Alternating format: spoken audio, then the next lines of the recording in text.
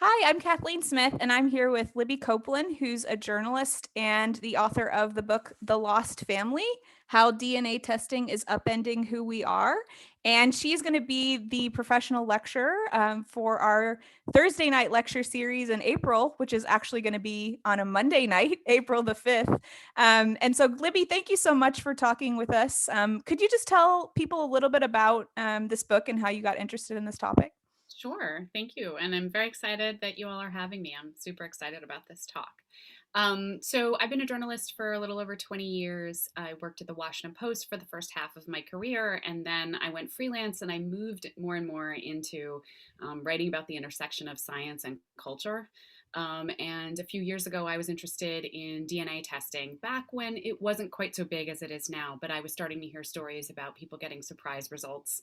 And I was particularly interested in, what happens when your understanding of yourself through your life experience collides with a different reality in terms of what the genetic test is telling you, right? How does that do to our relationships, our personal narratives, our identity?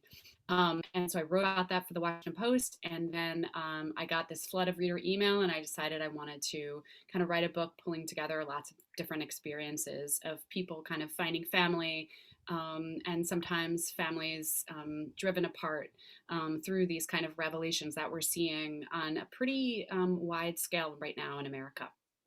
Yeah, thank you so much. I know that there are a lot of clinicians and other folks who are dealing with issue in their practice and helping people think about this with their own family. So I'm sure it's going to be very relevant to lots of people involved with the Bowen Center. So if people are interested, they can come via Zoom and register. It's going to be on Monday, April the 5th at 7:30 Eastern time, and I'm definitely looking forward to it. And hopefully we'll see a lot of folks there. So thank you, Yeah. Libby.